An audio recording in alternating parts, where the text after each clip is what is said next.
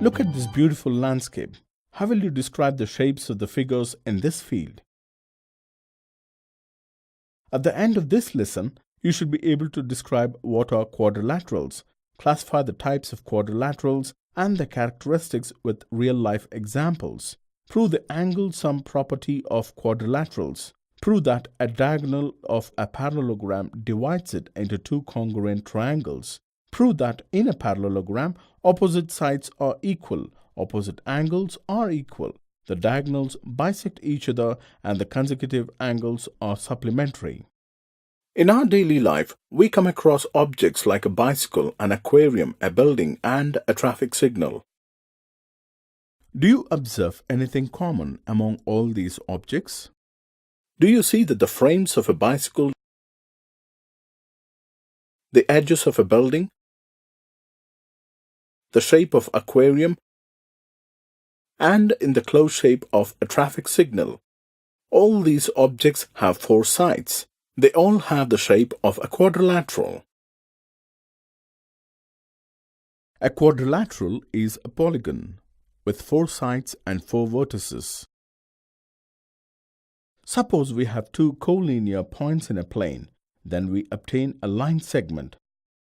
If there are three non-collinear points in a plane, then we get a triangle. But if there are four non-collinear points in a plane, then we get a closed figure with four sides. What are the properties of the figure obtained by joining the four non-collinear points? By joining these 4 points in order, we get a closed figure called quadrilateral ABCD.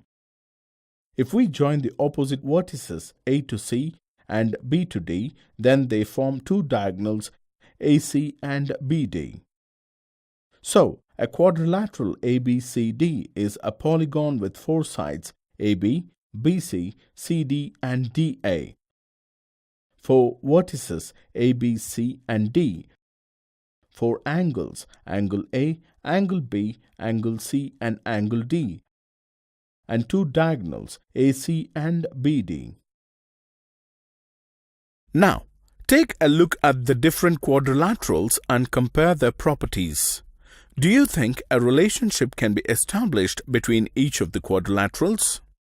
Yes, a Venn diagram can be drawn showing the relation between different quadrilaterals. From this, we can conclude that a square, rectangle, and rhombus are all parallelograms. A square is a rectangle and also a rhombus. A trapezium is not a parallelogram. A rectangle or a rhombus is not a square. A kite is not a parallelogram. The three angles of quadrilateral are 60 degrees, 90 degrees and 120 degrees. Find fourth angle D. Before we solve this problem, let us do a small activity. Draw a line AC joining the opposite vertices of the quadrilateral. What do you observe? The diagonal AC divides the quadrilateral into two triangles. What is the angle sum property of a triangle? The sum of measure of all the three angles of a triangle is 180 degrees. This means that the sum of angles of the quadrilateral ABCD is the sum of angles of the two triangles ADC and ABC, which is equal to 2 into 180 degrees or 360 degrees. This is the angle sum property of a quadrilateral. Applying this property to the given problem, we can write as angle A plus angle B plus angle C plus angle D is equal to 360 degrees. Now, we can find the remaining unknown angle of the quadrilateral by substituting the known measure of angles into property that is proved. So, 60 degrees plus 90 degrees plus 120 degrees plus angle D is equal to 360 degrees. Angle D is equal to 360 minus 60 plus 90 plus 120, which is equal to 90 degrees. So, the measure of the unknown angle is equal to 90 degrees. Now, let us perform an activity. Take a parallelogram ABCD. Cut along one of its diagonal to obtain two triangles. On superimposing the two triangles, we observe that the two triangles are congruent to each other. So, we can state that a diagonal of a parallelogram divides it into two congruent triangles. Since ABCD is a parallelogram, we know that AB is parallel to CD and BC is parallel to AD. We have to prove that triangle ABC is congruent to triangle ADC. Since BC is parallel to AD and AC is a transversal, so we can say that angle BCA is equal to angle DAC and angle BAC is equal to angle DCA because they form pair of alternate angles and AC is equal to CA. If two angles and an included side of one triangle are equal to two angles and included side of the other, then by ASA rule, the two triangles are congruent. This proves that triangle ABC is congruent to triangle ADC. Since a parallelogram is made of two congruent triangles, what other conclusions can we draw about its properties? As the triangles are congruent, we can say that AD is equal to BC and AB is equal to DC. Or, in other words, opposite sides of a parallelogram are equal. ABCD is a parallelogram. AB is parallel to DC and the two adjacent angles of parallelogram are 60 degrees and 120 degrees. Can we use any property of parallel lines to find the measure of the unknown angles? In the given parallelogram, AD is parallel to BC and AB is the transversal. Now, what will be the value of angle B?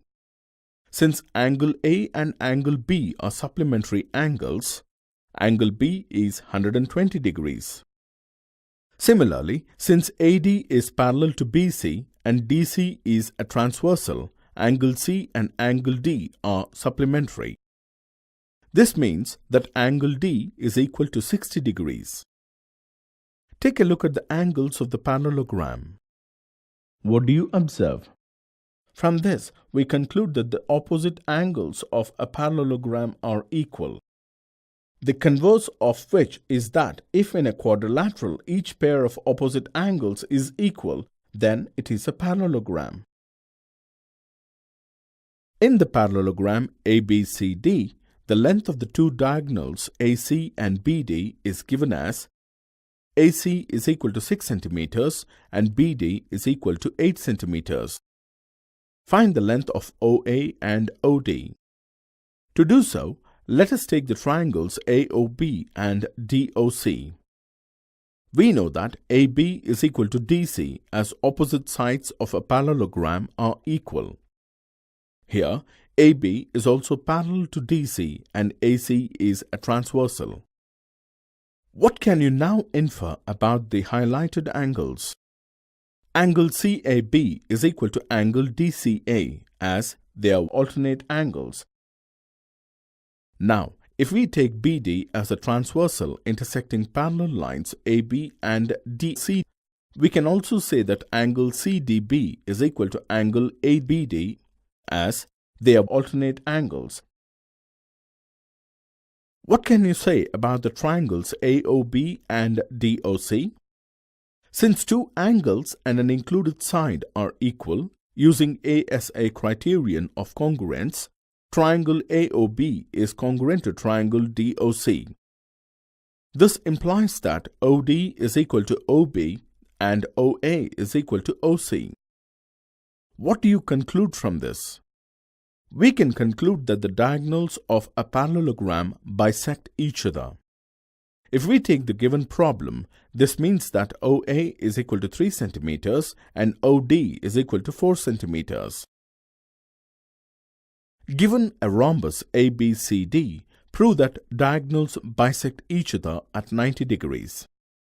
This means that we have to prove that angle AOD is equal to angle COD is equal to angle COB is equal to angle AOB, which is equal to 90 degrees. Since ABCD is a rhombus, it also means that ABCD is a parallelogram. We know that in a parallelogram, the diagonals bisect each other. So, OA is equal to OC.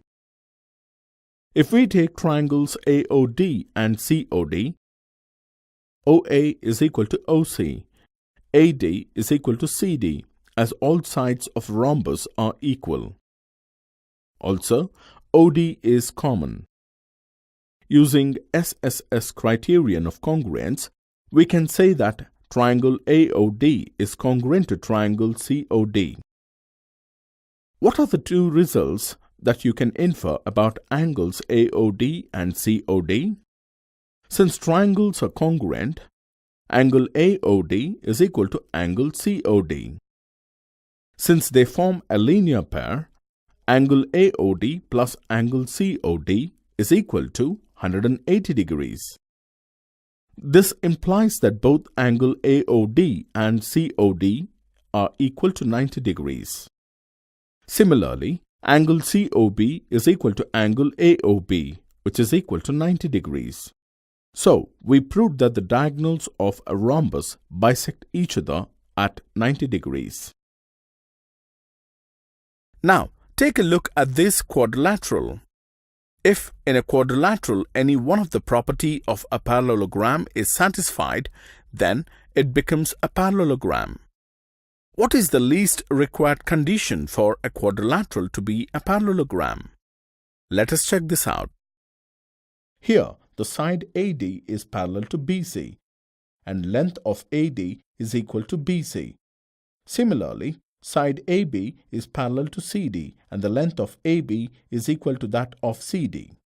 A quadrilateral is a parallelogram if a pair of opposite sides is equal and parallel. This is the minimum required condition for quadrilateral to be a parallelogram.